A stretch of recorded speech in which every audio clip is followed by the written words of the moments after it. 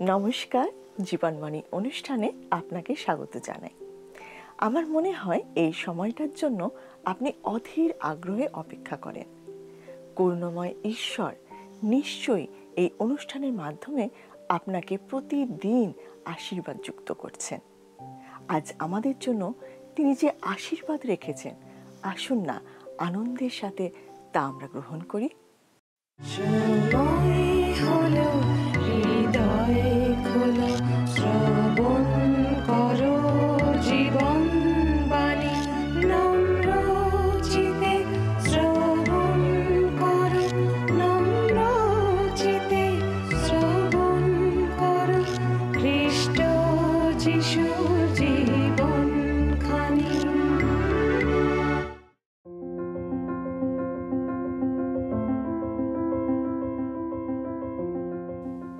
বর্তমানে আমরা পবিত্র বাইবেলের পুরাতন নিয়ম থেকে জিএসকেল ভাওবাদীর পুস্তকটি থেকে আলোচনা করছি। আমরা ইতিমধ্যেই 20 অধ্যায়ের 22 পদ পর্যন্ত আলোচনা শেষ করেছি।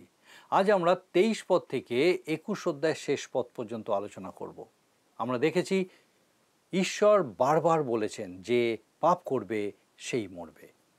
একজনের পাপ অন্যজনের মৃত্যুর কারণ হবে না, আর এই মৃত্যু বা এই শাস্তি অনন্ত জীবনের জন্য নয়, কিন্তু এই জগতে এই জীবনের জন্য। আর আমরা সকলেই সেটা বিশ্বাস করি। যে যেমন কর্ম করবে সে তেমন ফল পাবে, কিন্তু মানুষের মরণে ঈশ্বর সন্তুষ্ট হন না। আর তাই তিনি ইসরায়েল জাতিকে বারবার অনুতপ্ত হয়ে তার কাছে ফিরে আসতে বলেছিলেন, কিন্তু তারা তার কথা শোনেনি। তিনি বারবার স্মরণ করিয়ে দিয়েছেন যে কিভাবে তিনি মিশর থেকে তাদেরকে বার করে এনেছিলেন, ইসরায়েল দেশে তাদেরকে রোপণ করেছিলেন, আর তারা কিভাবে তার অবাধ্য হয়ে পড়েছিল। আমরা দেখেছি জিএসকেল ভাওবাদীর কাছে কয়েকজন প্রাচীন ব্যক্তি এসেছিল। তারা ঈশ্বরের বিরুদ্ধে অভিযোগ নিয়ে এসেছিল। তারা বলতে চাইছিল ঈশ্বর তাদের প্রতি ন্যায় বিচার করছেন না, তিনি অন্যায়ভাবে জেরুসালেম শহর ধ্বংস করতে চলেছেন। কিন্তু ঈশ্বর তাদের অপরাধ তাদেরকে স্মরণ করিয়ে দিয়েছেন। আমরাও অনেক সময় ঈশ্বরের বিরুদ্ধে অভিযোগ করি, কিন্তু আমরা আমাদের অতীত পর্যালোচনা করে দেখি না। তাই ঈশ্বর এক আশ্চর্য কথা বলছেন। আমি পাঠ করব জিএসকেল ভাওবাদী পুস্তক 20 অধ্যায়ের 25 ও 26 পদ। লেখা আছে, অধিকন্তু যাহা মঙ্গলজনক নয় এমন বিধিকলাপ এবং যদ্বারা কেহ বাঁচিতে পারে না এমন শাসনকলাপ তাহাদিওকে দিলাম। তাহারা গর্ব উন্মোচক সমস্ত সন্তানকে অগ্নির মধ্য দিয়া গমন করাইত, তাই আমি তাহাদিওকে আপন আপন উপহারে অসুচি হইতে দিলাম, যেন আমি তাহাদিওকে ধ্বংস করি, যেন তাহারা জানিতে পারে যে আমি সদাপ্রভু। পবিত্র শাস্ত্রে এটা একটা আশ্চর্য অংশ। বিশেষজ্ঞদের মধ্যে এই অংশটুকুর অর্থ নিয়ে মতভেদ আছে। আমার মনে হয় সাধু পৌল 2 করিন্থীয় পত্রের 2 অধ্যায়ের 15-16 পদে যা বলেছেন তার সাথে এই অংশটার মিল আছে। তিনি বলেছেন, কারণ যাহারা পরিত্রাণ পাইতেছে ও যাহারা বিনাশ পাইতেছে উভয়ের কাছে আমরা ঈশ্বরের পক্ষে খ্রিস্টের সুগন্ধ স্বরূপ। এক পক্ষের প্রতি আমরা মৃত্যুমূলক মৃত্যুজনক গন্ধ, অন্য পক্ষের প্রতি জীবনমূলক জীবনদায়ক গন্ধ। ঈশ্বর তাদেরকে তার বাক্য দিয়েছিলেন, তিনি তাদের তার ব্যবস্থা দিয়েছিলেন, কিন্তু যখন তারা সেই বাক্যকে প্রত্যাখ্যান করল তখন তিনি তাদেরকে তাদের নিজস্ব পথেই চলতে দিলেন। যে ব্যবস্থা তাদের জন্য মঙ্গলজনক ছিল তা তাদের কাছে শাস্তি স্বরূপ হয়ে দাঁড়ালো, কারণ সেটাই তাদের বিচার করবে। সুসমাচারের ক্ষেত্রেও বিষয়টা একই।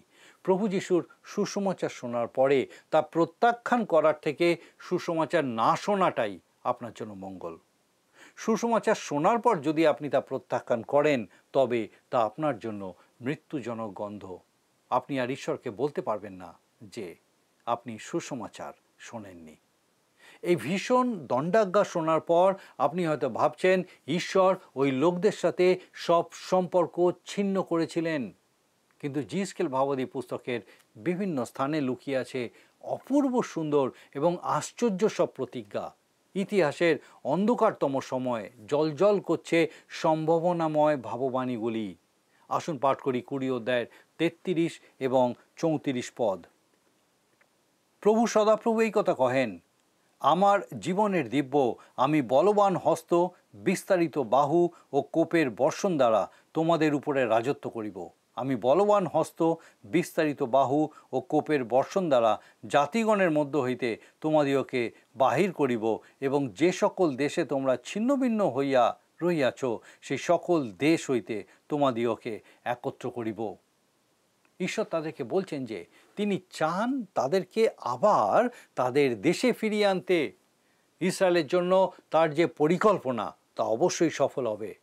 এখন যারা বলছে ঈশ্বর ন্যায় বিচার করছেন না, তিনি অন্যায়ভাবে তাদের শাস্তি দিচ্ছেন, তখন তারাই বলবে ঈশ্বর ন্যায় বিচার করেন। জিসকেল ভাবাদিকে ঈশ্বর তার পরিকল্পনা সম্পর্কে কি বলছেন আসুন শুনি 45 থেকে 47 পদ, 20 অধ্যায়ের 45 থেকে 47 পদ। আর সদাপ্রভুর এই বাক্য আমার নিকটে উপস্থিত হইল, হে মনুষ্য সন্তান, তুমি দক্ষিণ দিকে আপন মুখ রাখো, দক্ষিণ দেশের দিকে বাক্য বর্ষণ করো ও দক্ষিণ প্রান্তরস্থ অরণ্যের বিপরীতে ভাববাণী বলো। আর দক্ষিণের অরণ্যকে বলো, তুমি সদাপ্রভুর বাক্য শুনো। প্রভু সদাপ্রভু এই কথা কহেন, দেখো আমি তোমার মধ্যে অগ্নি জ্বালাইব, তাহা তোমার মধ্যে সমস্ত সতেজ বৃক্ষ ও সমস্ত শুষ্ক বৃক্ষ গ্রাস করিবে। সেই জ্বলন্ত অগ্নি নির্বাণ হইবে না, দক্ষিণ অবধি উত্তর পর্যন্ত সমুদয় মুখ তদ্বারা দগ্ধ হইবে। ইসরায়েল দেশের দক্ষিণ অংশ সম্পর্কে অর্থাৎ জিহুদা সম্পর্কে তিনি এই ভবিষ্যৎবাণী করেছিলেন। আপনি এই দক্ষিণের অঞ্চলের দিকে তাকালে অবাক হয়ে যাবেন। সেখানকার জঙ্গল নিশ্চিহ্ন হয়ে গেছে। ঈশ্বর শাস্তি দিয়েছেন। তিনি বলেছিলেন সমস্ত বৃক্ষ আগুনে পুড়িয়ে দেবেন, আর তিনি তাই করেছিলেন। সেই দেশ দুগ্ধ মধুপ্রবাহী দেশ নামে খ্যাত ছিল, কিন্তু আজ সেই দেশকে দেখলে আপনি আর সে কথা বলতে পারবেন না। দুধ মধু তো দূরের কথা, সেখানে পানীয় জলই যথেষ্ট পাওয়া যায় না। এটা মনে রাখার মতো ভাববাণী। ঈশ্বর ইসরায়েল জাতিকে বা ইসরায়েল দেশকে ছেড়ে দেবেন না। এবারে আমরা 21 অধ্যায়ের আলোচনায় যাব। এই 21 অধ্যায়ের মূল বিষয় হলো দাউদ বংশের শেষ রাজাকে বাবিলের সম্রাট সরিয়ে দেবে। মসীহ বা খ্রিস্টের আগমন না হওয়া পর্যন্ত দাউদের সিংহাসনে বসার জন্য দাউদ বংশের আর কোনো রাজা থাকবে না।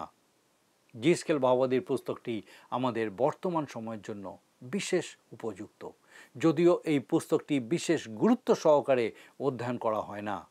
এই পুস্তকটির রচনাকাল কয়েক হাজার বছর আগে, কিন্তু এখানে বারবার বলা হয়েছে আর সদাপ্রভুর এই বাক্য আমার নিকটে উপস্থিত হইল, অর্থাৎ এই পুস্তকের কথাগুলি ঈশ্বরের কথা। যেহেতু এটা ঈশ্বরের বাক্য, তাই আমাদের জন্য এটা একইভাবে প্রযোজ্য।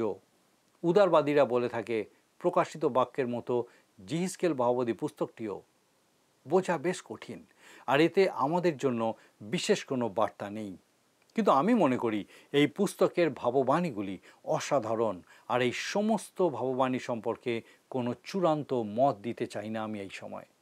আমি শুধু এই পুস্তকটিকে শ্রদ্ধার সাথে দেখি আর অবাক হয়ে যাই। তবে পুস্তকের এই অংশটি অনেক বেশি বাস্তব এবং আমাদের দৈনন্দিন জীবনের সাথে ওতপ্রোতভাবে জড়িত। আর তাই আমি খুব স্পষ্টভাবে বলতে চাই, জিহিজকেল ভাবাদীর পুস্তকটি দুর্বোধ্য নয় এবং তিনি খুব বাস্তব কথাই এখানে বলছেন। 21 অধ্যায় খুব গুরুত্বপূর্ণ একটি অধ্যায়, কারণ এখানেই তিনি স্পষ্ট করে বলেছেন যে মসীহের আগমনের আগে বাবিলের রাজা দাউদ বংশের শেষ রাজাকে উচ্ছেদ করবেন। আসুন পাঠ করি 21 অধ্যায়ের প্রথম পদ। লেখা আছে, আর সদাপ্রভুর এই বাক্য আমার নিকটে উপস্থিত হইল। আপনি হয়তো ভাবছেন এই পুস্তকে বারবার জিসকেল ভাবাদী একই কথা বলেছেন। হ্যাঁ, এটা ঠিক, বারবার তিনি একই কথা বলেছেন। কিন্তু আপনাকে হয় বিশ্বাস করতে হবে যে জিসকেল ভাবাদীর কথাগুলি ঈশ্বরের কথা, অথবা জিসকেল ভাবাদী মিথ্যা কথা বলেছেন। আমি বিশ্বাস করি ঈশ্বরই তাকে এই সমস্ত ভাববাণী বলতে দিয়েছিলেন। সে তার নিজের কথা বলেনি, তার নিজস্ব চিন্তাধারা ঈশ্বরের বাক্যের সাথে যোগ করেনি। জিরোমীয় ভাববাদীর ক্ষেত্রে আমরা দেখেছিলাম ঈশ্বরের বাক্য বলবার সময় তিনি আবেগে আপ্লুত হয়ে পড়তেন, কিন্তু জিহিজকেল ভাববাদীর ক্ষেত্রে আমার মনে হয় না সেরকম কিছু ঘটেছে। ঈশ্বর যখন তাকে ভাববাণী বলবার জন্য মনোনীত করেছিলেন, তখন তিনি তাকে স্পষ্ট করে বলে দিয়েছিলেন যে তাকে একটা কঠিন চিত্ত ও বিদ্রোহী জাতির কাছে ঈশ্বরের বাক্য ঘোষণা করতে হবে। শুধু তাই নয়, তিনি তাকে আরও বলেছিলেন যে তিনি সেই জাতির লোকদের থেকেও তাকে আরও বেশি শক্ত করবেন, আর সেটা তার মনে গেঁথে গেছিল। তাই তিনি খুব সহজেই তাদের কাছে ঈশ্বরের কঠিন বাক্য ঘোষণা করতে পেরেছিলেন। দেখুন কত সুন্দর বিষয়। যদি ঈশ্বর তাকে কঠিন চিত্ত না দিতেন, তাহলে সে হয়তো ঈশ্বরের সেই কঠিন বাক্য তাদের কাছে বলতে পারত না, সে নিজেই ভেঙে পড়ত। 21 অধ্যায়ের 2 এবং 3 পদে সেই কঠিন ভাববাণী বলা হয়েছে। আসুন পাঠ করি 2 এবং 3 পদ।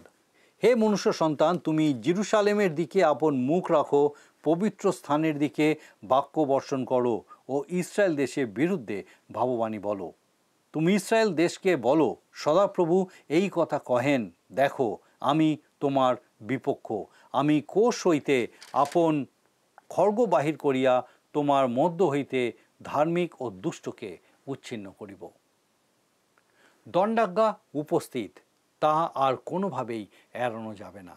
এ যাবৎ ঈশ্বর শুধু অনুগ্রহই করেছেন, কিন্তু এখন বিচার উপস্থিত, আর তার কোনো বিকল্প নেই। তিনি জেরুসালেম সম্বন্ধে, ইসরায়েল দেশের সম্বন্ধে বলছেন, আমি তোমার বিপক্ষ। এরকম কথা তিনি আগে কখনো বলেননি। এই প্রথমবার তিনি জেরুসালেমের বিপক্ষে এই কথা বলছেন। শুধু তাই নয়, তিনি বলছেন, আমি তোমার মধ্য হইতে ধার্মিক ও দুষ্টকে উচ্ছিন্ন করিব। এটা শুনতে একটু খটোমটো লাগছে, তাই না? এখানে ধার্মিক বলতে কাদের বোঝানো হয়েছে? তিনি কি ধার্মিককেও শাস্তি দেবেন? না, এরা হলো স্বঘোষিত ধার্মিক, যারা নিজেদেরকে সবসময় উত্তম মনে করে। বর্তমান যুগে এরা হলো মণ্ডলীর সভ্যবৃন্দ, যারা ধর্মীয় আচার অনুষ্ঠান পালন করে মাত্র, কিন্তু উদ্ধারপ্রাপ্ত নয়। আমরা যেমন কোথাও কেটে গেলে ব্যান্ডেড দিয়ে সেটা ঢেকে রাখি, ঠিক সেই রকম বর্তমান যুগে বহু মানুষ ধর্মের পট্টি দিয়ে পাপের ক্ষতকে ঢেকে রাখে। তাদের উচিত সেই পট্টি সরিয়ে দিয়ে পাপের ক্ষতকে কেটে বাদ দেওয়া, যেন তা মৃত্যুর কারণ না হয়। পাপের ক্ষত তো ক্যান্সারের মতো, যা পট্টি দিয়ে ঢাকা দিলে সেরে যাবে না। ধর্মীয় আচার অনুষ্ঠান পাপের মুক্তি দিতে পারে না। ঈশ্বর বলছেন তিনি তা কেটে বাদ দিতে চান। তিনি জেরুসালেমের বিরুদ্ধে খড়গ নিয়ে আসছেন তাকে ধ্বংস করার জন্য। আসুন দেখি 4 পদে লেখা আছে, আমি যখন তোমার মধ্য হইতে ধার্মিক ও দুষ্ট লোককে উচ্ছিন্ন করিব, তখন আমার খড়গ কোষ হইতে বাহির হইয়া দক্ষিণ অবধি উত্তর পর্যন্ত সমস্ত প্রাণীর বিরুদ্ধে যাইবে। তিনি বলছেন তিনি তার খড়গ কোষ থেকে বার করছেন এবং তা দক্ষিণ থেকে উত্তর পর্যন্ত সকলের প্রতি আঘাত আনবে। তারপরে 5 পদে লেখা আছে, তাতে সমস্ত প্রাণী জানিবে যে আমি সদাপ্রভু কোষ হইতে আপন খড়গ বাহির করিয়াছি, তাহা আর ফিরিবে না। সদাপ্রভু যখন কোষ থেকে খড়গ বার করেন, তখন তা আর ফিরবে না, অর্থাৎ বিচার করবেই। 6 আর 7 পদ দুটো আসুন আমরা একসঙ্গে পাঠ করি, দেখি জিসকেল বাবদিকে ঈশ্বর কি বলছেন। আর হে মনুষ্য সন্তান, তুমি দীর্ঘ নিঃশ্বাস ত্যাগ করো, কোটি দেশ ভাঙিয়া মনস্তাবপূর্বক তাহাদের সাক্ষাতে দীর্ঘ নিঃশ্বাস ত্যাগ করো। আর যখন তাহারা তোমাকে জিজ্ঞাসা করিবে, কেন দীর্ঘ নিঃশ্বাস ত্যাগ করিতেছ, তখন বলিও, বার্তার নিমিত্ত, কেননা তা আসিতেছে। তৎকালে প্রত্যেক হৃদয় গলিয়ে যাইবে, প্রত্যেক হস্ত দুর্বল হইবে, প্রত্যেক মন নিস্তেজ হইবে ও প্রত্যেক জানু জলের মতো হইয়া পড়িবে। দেখো তাহা আসিতেছে, তাহা সফলও হইবে, ইহা প্রভু সদাপ্রভু বলেন। এখানে ঈশ্বর জিসকেল ভাওবাদীকে কিছু করতে বললেন। আমি জানি না জিসকেল ভাওবাদী আবেগবশত কিছু করলেন কিনা, কিন্তু আমি বিশ্বাস করি জিসকেল ভাওবাদী নিজে থেকে কিছু করেননি। ঈশ্বর তাকে যা করতে বলেছেন তিনি সেটাই করছেন। তিনি শুধু অভিনয় করেছেন। তাকে বলা হলো যেন তিনি অর্ধনমিত হয়ে দীর্ঘ নিঃশ্বাস ত্যাগ করেন, এবং তার ফলে লোকেরা তাকে যদি জিজ্ঞাসা করে কেন তিনি এরকম করছেন, তবে তিনি ঈশ্বরের কথা তাদের কাছে বলতে পারবেন। তার এই অভিনয়ের মাধ্যমে ঈশ্বরের মনের ভাব প্রকাশ পেয়েছে। লোকেদের একটা অভিযোগ ছিল যে জিসকেল ভাওবাদী শুধু উপমা দিয়ে কথা বলেন। 20 অধ্যায় 49 পদে তিনি ঈশ্বরকে বলছেন, তখন আমি কহিলাম, হাঁ প্রভু সদাপ্রভু, তাহারা আমার বিষয়ে বলে, ওই ব্যক্তি কি উপমাবাদী নয়? অর্থাৎ তারা বলতে চাইতো যে তারা জিসকেল ভাওবাদীর কথা কিছু বুঝতে পারে না। আসলে তারা তার কথা শুনতেই চাইতো না, কারণ জিসকেল তাদের দোষগুলোকে দেখিয়ে দিতেন। আমরাও অনেক সময় মনে করি প্রভু যিশু যে উপমাগুলো দিয়েছেন সেগুলো বিশেষ কার্যকারী নয়। আর ভালো করে বোঝাও যায় না। কিন্তু আপনি যদি বোঝার চেষ্টা করেন তাহলে দেখবেন আপনার ধারণা কতটা ভুল। তখনকার দিনের ধর্মীয় গুরুরা বুঝতে পেরেছিলেন তিনি কি বলতে চাইছিলেন, আর তাই তারা তাকে পছন্দ করতো না। তারা বুঝতে পারতো যে প্রভু যিশু তাদের অপরাধ ও শাস্তির কথাই বলতেন। আসুন এখন 21 অধ্যায়ের 8 পদে দেখি লেখা আছে, আর সদাপ্রভুর এই বাক্য আমার নিকটে উপস্থিত হইল। যেহেতু লোকেরা তার কথা বুঝতে পারছেন না, তাই তিনি আবার একইভাবে বলছেন যে তিনি ঈশ্বরের কথাই বলছেন। আসুন শুনি ঈশ্বর তাকে কি বলছেন। 9 আর 10 পদ। হে মনুষ্য সন্তান, ভাববাণী বলো। সদাপ্রভু এই কথা কহেন, তুমি বলো, খড়গ খড়গ উহা শানিত ও মার্জিত করা হইয়াছে, উহা শানিত করা হইয়াছে যেন সংহার করে, মার্জিত করা হইয়াছে যেন বিদ্যুতের ন্যায় হয়। তবে আমরা কি আমোদ করিব? আমার পুত্রের রাজদণ্ড প্রত্যেক কাষ্ঠকে তুচ্ছ করে। ঈশ্বর জেরুসালেম শহরকে, যাকে তিনি অত্যন্ত ভালোবাসেন, সেই শহরকে তিনি ধ্বংস করতে চলেছেন। আমরা শুনলাম কি ভয়ঙ্কর কথা তিনি বলেছেন। প্রভু যিশুও জেরুসালেম শহরকে খুবই ভালোবাসতেন। তিনিও জেরুসালেমের দিকে তাকিয়ে কেঁদেছিলেন, বলেছিলেন, হা জেরুসালেম জেরুসালেম, তুমি ভাববাদীগণকে বধ করিয়া থাকো ও তোমার নিকটে যাহারা প্রেরিত হয় তাহাদিওকে পাথর মারিয়া থাকো। কুকুরটি যেমন আপন শাবকদিগকে পক্ষের নিচে একত্র করে, তদ্রূপ আমিও কতবার তোমার সন্তানদিগকে একত্র করিতে ইচ্ছা করিয়াছি, কিন্তু তোমরা সম্মত হইলে না। দেখো, তোমাদের গৃহ তোমাদের নিমিত্ত উৎসন্ন পড়িয়া রহিল। আপনি যদি 70 খ্রিস্টাব্দে রোম সম্রাট টাইটাস কর্তৃক জেরুসালেম ধ্বংসের কাহিনী পড়েন তাহলে দেখবেন সেটা কতটা ভয়ঙ্কর ছিল। ওই একইভাবে জিসকেল ভাওবাদীর সময় বাবিল রাজ নবুখুদনিৎসর জেরুসালেম ধ্বংস করবার জন্য প্রস্তুত হয়েছেন। ঈশ্বর খুব স্পষ্ট করে বলেছেন যে তিনি জেরুসালেম ধ্বংস করতে চলেছেন, আর এটা তাদের কাছে নতুন খবর নয়। প্রায় 100 বছর আগে লেখা যিশায় ভাওবাদী গ্রন্থের আমরা দেখতে পাই, কেননা সদাপ্রভু অগ্নি দ্বারা ও আপন খড়গ দ্বারা সমস্ত মর্তের সহিত আপনার বিবাদ নিষ্পন্ন করিবেন, আর সদাপ্রভু কর্তৃক অনেক লোক নিহত হইবে। আবার 24 অধ্যায়ের 17 পদে লেখা আছে, হে পৃথিবী নিবাসী, ত্রাস খাদ ও ফাঁদ তোমার উপরে আসিয়াছে। ঈশ্বর জিসকেল ভাওবাদীকে বলেছেন দীর্ঘশ্বাস ফেলতে, কারণ জেরুসালেমের বিচার অবশ্যম্ভাবী। প্রভু যিশু যে বিচার দিনের কথা বলেছিলেন তা এখনও আসেনি, কিন্তু আসতে চলেছে, এবং সেটা লেখা আছে লোকলিখিত সুসমাচারের 21 অধ্যায় 26 পদে। ভয়ে এবং ভূমণ্ডলে যাহা যাহা ঘটিবে তাহার আশঙ্কায় মানুষের প্রাণ উড়িয়া যাইবে, কেননা আকাশমণ্ডলের পরাক্রম সকল বিচলিত হইবে। জিসকেল ভাওবাদীকে দীর্ঘশ্বাস ফেলতে বলা হয়েছে এবং কাঁদতে বলা হয়েছে, কারণ ঈশ্বর খড়গ নিষ্কোষ করেছেন, বিচার হবে। এটা কোনো সাধারণ বিষয় নয়, ঠিক তেমনই আমাদের জন্য বিচার অপেক্ষা করে আছে, এটাও কোনো সাধারণ বিষয় নয়। এখন পাঠ করবে 21 অধ্যায়ের 18 এবং 19 পদ। দেখুন লেখা আছে, আবার সদাপ্রভুর এই বাক্য আমার নিকটে উপস্থিত হইল, হে মনুষ্য সন্তান, বাবিল রাজের খড়গ আসিবে বলিয়া তুমি 2 পথ আঁকো, সেই 2 পথ এক দেশ হইতে আসিবে, আর তুমি হস্তাকৃতি এক চিহ্ন খোদো, নগরগামী পথের মস্তকে তাহা খোদো। এখানে জিসকেল আবার স্মরণ করিয়ে দিচ্ছেন যে তিনি ঈশ্বরের কথাই বলছেন, আমরা যেন সেটা ভুলে না যাই। 2টো রাস্তা আঁকতে বলা হয়েছে, যে রাস্তায় নবুখুদনিৎসর তার সৈন্যবাহিনী নিয়ে আসবেন। আপনার কি মনে হয় নবুখুদনিৎসর সদাপ্রভুর কাছে এই বিষয়ে জানতে চাইবেন? না, তিনি তা করবেন না, কারণ তিনি অন্য ধর্মে বিশ্বাসী। তিনি মন্ত্রতন্ত্র বা জাদুবিদ্যা ব্যবহার করতে পারেন। 21 পদে লেখা আছে, দেখুন, কেননা বাবিল রাজ মন্ত্রপুত করিবার জন্য 2 পথের সঙ্গম স্থানে, অর্থাৎ সেই 2 পথের মস্তকে দণ্ডায়মান হইল। সে বাণ সকল সঞ্চালন করিল, ঠাকুরদের কাছে অনুসন্ধান করিল ও যকৃত নিরীক্ষণ করিল। সেই সময় এইভাবেই যুদ্ধ হতো, আর আজও একইভাবে হয়। সে তার তীরগুলিকে মাটিতে ফেলে দিয়ে দেখল সেগুলি কোন দিকে মুখ করে আছে। সেগুলি যেদিকে মুখ করে থাকবে তাকে সেই দিকেই যেতে হবে। যাই হোক, নবুখুদনিৎসর একজন অন্য দেশের অবিশ্বাসী রাজা, তাই ঈশ্বর তার এইসব কর্মকাণ্ডে গুরুত্ব দেননি। 25 পদে ঈশ্বর বলছেন, দেখুন লেখা আছে 25 পদ, আর হে আহত দুষ্ট ইসরায়েল নরপতি, অন্তক অপরাধের সময় তোমার দিন উপস্থিত হইল। হে আহত ইসরায়েল নরপতি, এই কথাটা রাজা সিদিকিয়ার সম্বন্ধে বলা হয়েছে। অন্তক অপরাধের সময় তোমার দিন উপস্থিত হইল, অর্থাৎ তুমি যে চরম অপরাধ করছো তা শেষ উপস্থিত হয়েছে, এবার তোমার বিচার হবে। পবিত্র শাস্ত্রে এই যুগের শেষ সম্বন্ধে অনেক কিছু বলা আছে। 25 পদে যে অংশটা আমরা পাঠ করেছি তার সঠিক অনুবাদ হওয়া উচিত ছিল শেষকালের অন্যায়, অবিচার ও অপরাধের সময়। দানিয়েল ভাববাদীও একইভাবে বলেছেন শেষকাল।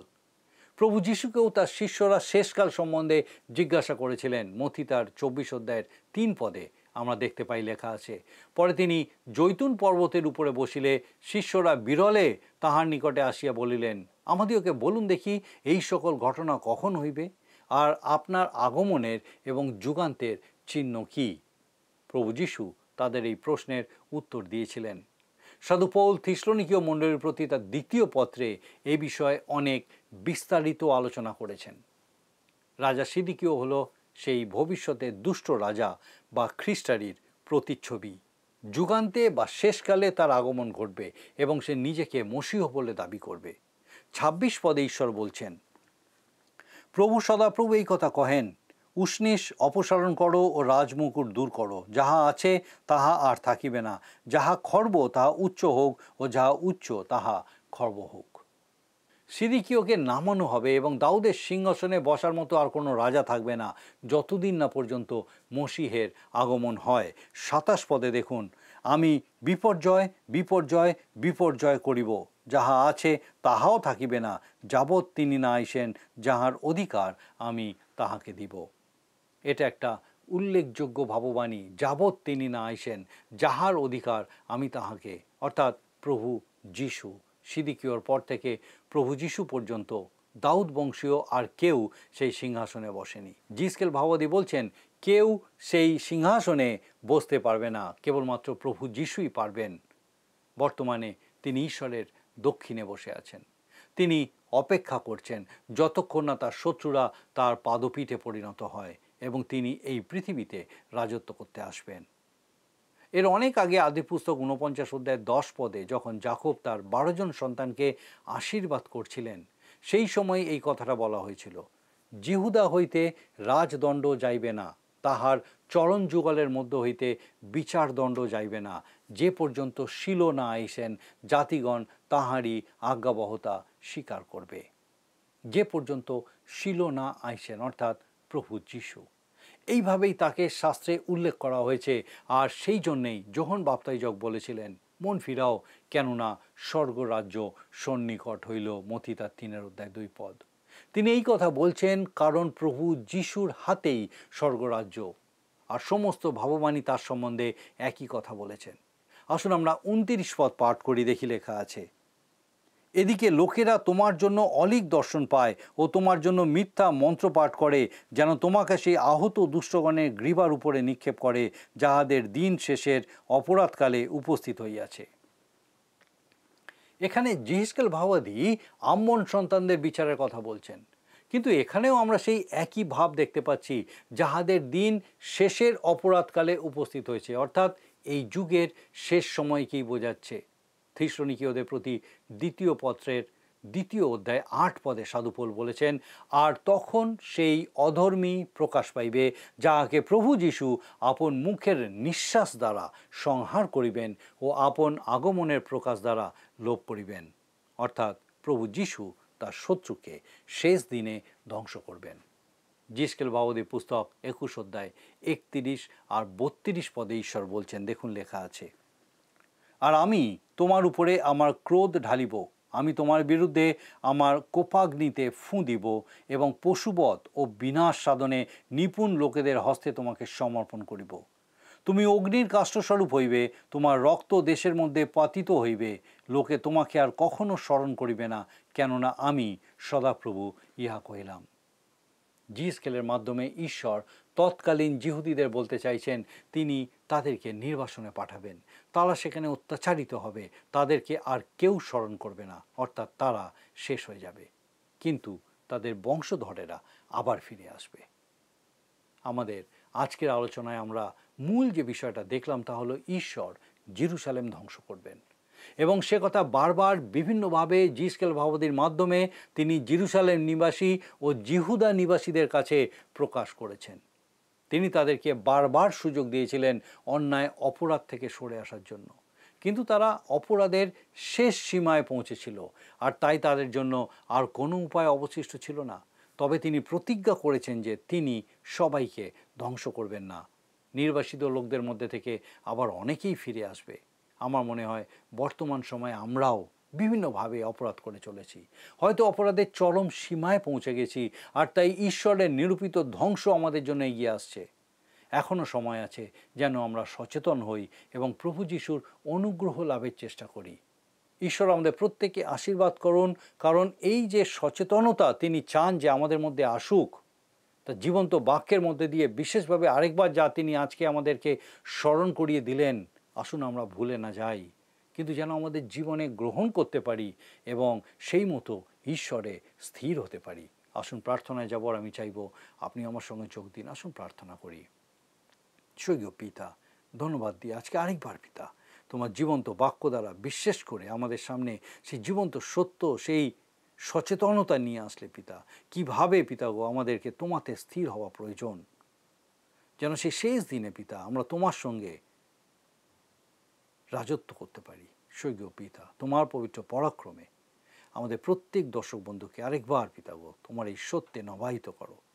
সেই প্রত্যেক দর্শক বন্ধু, তাদের পরিবার পরিজন প্রত্যেককে তোমার পবিত্র আত্মার পরাক্রমে সুস্থ রাখো, সুরক্ষিত রাখো, তোমার দয়ায় পূর্ণ রাখো, তোমাতে বেড়ে উঠতে সাহায্য করো। তোমার যিশু নামে ভিক্ষা দয়া করে শ্রবণ ও গ্রহণ করো। আমেন।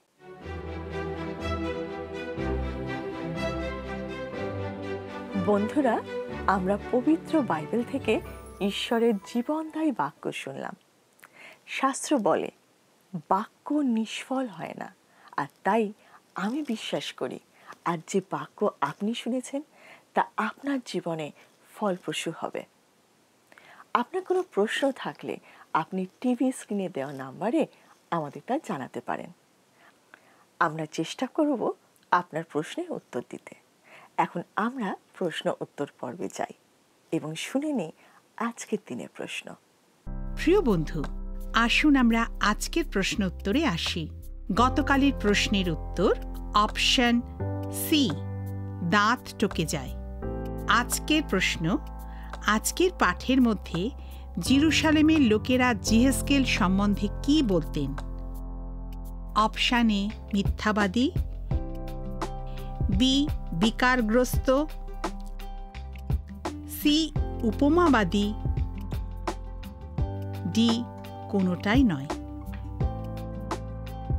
প্রিয় বন্ধু, এই প্রশ্নের উত্তর আগামীকাল সন্ধ্যা 6টার মধ্যে option A, B, C, D সহকারে আপনার নাম ও সম্পূর্ণ ঠিকানা সহ 9433497235 এই নম্বরে SMS বা লিখে পাঠাবেন।